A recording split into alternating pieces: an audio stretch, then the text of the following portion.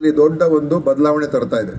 ಇವತ್ತು ಪ್ರಾರಂಭ ಆಗಿದ್ದು ಗೃಹ ಆರೋಗ್ಯ ಪ್ರಾರಂಭ ಆಗಿದ್ದು ಕೋಲಾರ ಜಿಲ್ಲೆ, ಇವತ್ತು ಇಡೀ ರಾಜ್ಯಕ್ಕೆ ವಿಸ್ತರಣೆ ಆಗಿದೆ.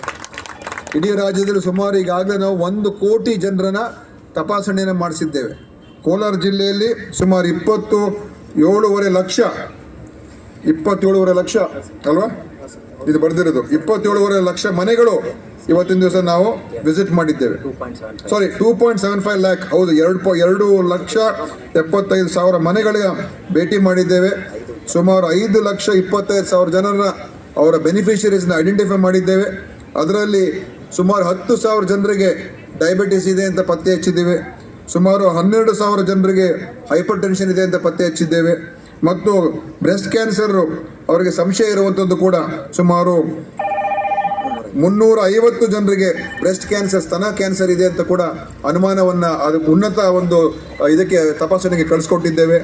ಮತ್ತು ಏನು ಗರ್ಭಕೋಶದ ಒಂದು ಕ್ಯಾನ್ಸರ್ ಇದೆ ಅದನ್ನು ಕೂಡ 150 ಹೆಣ್ಮಕ್ಳಿಗಿದೆ ಅಂತ. ಅಂದರೆ ಈ ಗೃಹ ಆರೋಗ್ಯದಲ್ಲಿ ನಾವು BP ಶುಗರ್ ಒಂದೇ ಅಲ್ಲ, ಅವರಿಗೆ ಸ್ತನ ಕ್ಯಾನ್ಸರ್ ಇದೆಯಾ, ಅಥವಾ ಗರ್ಭಕೋಶ ಕ್ಯಾನ್ಸರ್ ಇದೆಯಾ, ಅಥವಾ ಬಾಯಿ ಕ್ಯಾನ್ಸರ್ ಇದೆಯಾ, ಅಥವಾ ಅವರಿಗೆ ಕಿಡ್ನಿ ಸಮಸ್ಯೆ ಇದೆಯಾ, ಲಿವರ್ ಸಮಸ್ಯೆ ಇದೆಯಾ, ಡಯಾಬಿಟಿಕ್ ಫುಟ್ ಇದೆಯಾ, ಡಯಾಬಿಟಿಕ್ ರೆಟಿನೋಪತಿ, ಮಾನಸಿಕ ರೋಗಗಳು, ಇದೆಲ್ಲ 14 ತಪಾಸಣೆಗಳನ್ನು ಮಾಡಿಸ್ತಕ್ಕಂಥದ್ದನ್ನು ನಾವು ಈ ರಾಜ್ಯದಲ್ಲಿ ಮಾಡ್ತಾ ಇದ್ದೀವಿ. ಅಂದರೆ ರೋಗವನ್ನು ಮೊದಲೇ ಪತ್ತೆ ಹಚ್ಚಿ ನಿಯಂತ್ರಣ ಮಾಡುವಂಥದ್ದು, ಅಥವಾ ಪತ್ತೆ ಹಚ್ಚಿ ಚಿಕಿತ್ಸೆಯನ್ನು ಪ್ರಾರಂಭ ಹಂತದಲ್ಲಿ ಮಾಡಿದ್ರೆ ಸುಲಭವಾಗಿ ಗುಣಪಡಿಸ್ಕೊಡ್ಬೋದು ಅಂತ. ಅದೇ ಈ ಗೃಹ ಆರೋಗ್ಯದ ಮಹತ್ವಾಕಾಂಕ್ಷೆ ಉದ್ದೇಶ. ಯಾಕೆಂತ ಹೇಳಿದ್ರೆ ತಡವಾಗಿ ನಮ್ಗೆ ಗೊತ್ತಾದರೆ ಅವಾಗ ಟ್ರೀಟ್ಮೆಂಟ್ ಕೂಡ ಕೊಡೋದು ಕಷ್ಟ, ಖರ್ಚು ಕೂಡ ಹೆಚ್ಚಾಗ್ತದೆ, ಮತ್ತು ಒಳ್ಳೆಯ ಫಲಿತಾಂಶ ಕೂಡ ಬರೋದಿಲ್ಲ. ಆದ್ದರಿಂದ ಇದೆಲ್ಲವೂ ಕೂಡ ಈ 14 ಪ್ಯಾರಾಮೀಟರ್ಸ್ ಇಟ್ಕೊಂಡಿದ್ದೇವೆ. Chronic kidney disease, fatty liver disease, pulmonary disease, ಇದೆಲ್ಲ ಇಟ್ಕೊಂಡಿದ್ದೇವೆ. ಸಂಪೂರ್ಣವಾಗಿ ಉಚಿತವಾದಂಥ ಚಿಕಿತ್ಸೆಯನ್ನು ನೀಡ್ತಕ್ಕಂಥದ್ದು. ಎಲ್ಲೂ ಕೂಡ ಅವರು ₹1 ಖರ್ಚು ಮಾಡಬೇಕಾಗಿಲ್ಲ. ಅವರಿಗೆ BP ಶುಗರ್ ಇದ್ದರೆ ಶಾಶ್ವತವಾಗಿ ಅವ್ರಿಗೆ ಔಷಧಿಗಳನ್ನು ಅವರಿಗೆ ಮುಟ್ಟಿಸುವಂಥ ಕೆಲಸ ಮಾಡ್ತಾ ಇದ್ದೀವಿ. ಇದು ಒಂದು ದೊಡ್ಡ ಒಂದು ಪ್ರಯತ್ನವನ್ನು ನಮ್ಮ ರಾಜ್ಯದಲ್ಲಿ ನಾವು ನಮ್ಮ ಇಲಾಖೆಯಿಂದ ಮಾಡ್ತಾ ಇದ್ದೀವಿ. ಇದರಿಂದ ನಮ್ಮ ಜನರ ಆರೋಗ್ಯದ ಸುಧಾರಣೆ ಮಾಡ್ತಕ್ಕಂಥದ್ದಕ್ಕೆ ಕೇವಲ ಆಸ್ಪತ್ರೆಗೆ ಬಂದು ಚಿಕಿತ್ಸೆ ಪಡ್ಕೊಳ್ಳೋದಲ್ಲ, ಆಸ್ಪತ್ರೆಗಳಿಗೆ ಬರಬಾರ್ದು. ಅವರು ಆಸ್ಪತ್ರೆಗೆ ಬರೋದಕ್ಕಿಂತ ಮುಂಚೆನೇ ನಾವು ಅವರಿಗೆ ಚಿಕಿತ್ಸೆಯನ್ನು ನೀಡ್ತಕ್ಕಂಥ ಒಂದು ಪ್ರಯತ್ನ ಇದು.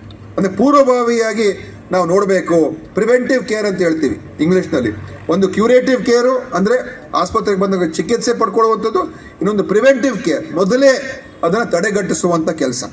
ಈ ಒಂದು ನಿಟ್ಟಿನಲ್ಲಿ ನಮ್ಮ ಮಹತ್ವಾಕಾಂಕ್ಷೆಯ ಯೋಜನೆ ಈ ಗೃಹ ಆರೋಗ್ಯ ಯೋಜನೆ ಆಗಿದೆ ಅಂತ ಹೇಳಿ, ಈ ರೀತಿಯಾಗಿ ನಾವು ನಮ್ಮ ಮುಂದಿನ ದಿವಸಗಳಲ್ಲಿ ಇನ್ನೂ ಹೆಚ್ಚಿನ ಕೆಲಸಗಳನ್ನು ಮಾಡೋಣ. ನಮ್ಮ ಕೋಲಾರ ಜಿಲ್ಲೆಗೆ ಈಗಾಗಲೇ ನಾನು ಸುಮಾರು 7 ಬಾರಿ ಬಂದೋಗಿದ್ದೇನೆ. ಕೋಲಾರ ಜಿಲ್ಲೆಗೆ ಯಾವ ಜಿಲ್ಲೆಗೂ ಈ ಸಲ ಬಂದಿಲ್ಲ ನಾನು. ಆದ್ದರಿಂದ ನಮ್ಮ ಸುರೇಶ್ ಅವರು ಮತ್ತು ನಮ್ಮ ಮಂಜು ಅವರು, ನಮ್ಮ ಅನಿಲ್ ಅವರು ಎಲ್ಲರ ಪ್ರೀತಿ ಇಲ್ಲಿಗೆ ನನ್ನನ್ನು ಇಲ್ಲಿಗೆ ಬರೋದಕ್ಕೆ ಮಾಡ್ತಾ ಇದೆ. ಇನ್ನೂ ಬರ್ತಾ ಇರ್ತೀನಿ. ಇನ್ನೂ ಏನೇನು ಮಾಡೋಕ್ಕೆ ಸಾಧ್ಯ ಆಗುತ್ತೆ ನಾನು ಖಂಡಿತವಾಗಿ ಮಾಡಿಸ್ಕೊಡೋದಕ್ಕೆ ನಮ್ಮ ಇಲಾಖೆ ನಿಮ್ಮ ಜೊತೆಲಿ ಇದೆ ಅಂತ ಹೇಳೋದಕ್ಕೆ ಬಯಸಿ, ಮತ್ತು ಕೆಲವು ವಿಚಾರಗಳು ಹೇಳಿದ್ದಾರೆ ಈ ಆಸ್ಪತ್ರೆಯ ವಿಚಾರದಲ್ಲಿ, ಸ್ವಲ್ಪ ನರ್ಸಸ್ ವಿಚಾರ ಹೇಳಿದ್ದಾರೆ. ಖಂಡಿತ ಅದರ ಬಗ್ಗೆ ನಾನು ಯಾವ ರೀತಿಯಾಗಿ ಅಂದರೆ ಎಲ್ಲವನ್ನೂ ಮಾಡೋಕ್ಕಾಗೋದಿಲ್ಲ, ಆದರೆ ಯಾವ ರೀತಿಯಾಗಿ ಸ್ವಲ್ಪ ಸರಿದೂಗಿಸ್ಬೋದು ಅದನ್ನು ಖಂಡಿತವಾಗಿ ನಾನು ಮಾಡ್ತಕ್ಕಂಥದ್ದಕ್ಕೆ ಪ್ರಯತ್ನ ಮಾಡ್ತೀನಿ ಅಂತ ಏನು ಹೇಳಿದ್ನಲ್ಲ. KGFದು 10 ಕೋಟಿ ರೂಪಾಯಿದಲ್ವಾ?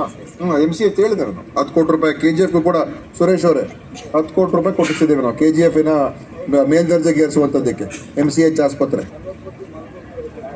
ಮಾಲೂರ್ದು ಇದೆ. ಸೊ ಅದರಿಂದ ನಿಮ್ಮ ನೇತೃತ್ವದಲ್ಲಿ ಇನ್ನೂ ಚೆನ್ನಾಗಾಗಲಿ, ನಿಮಗೂ ಒಳ್ಳೇದಾಗಲಿ, ಈ ಜಿಲ್ಲೆಗೂ ಒಳ್ಳೇದಾಗಲಿ ಅಂತ ಹೇಳಿ ನನ್ನ ಮಾತನ್ನು ಮುಗಿಸ್ತೇನೆ. ಜೈ ಹಿಂದ್, ಜೈ ಕರ್ನಾಟಕ.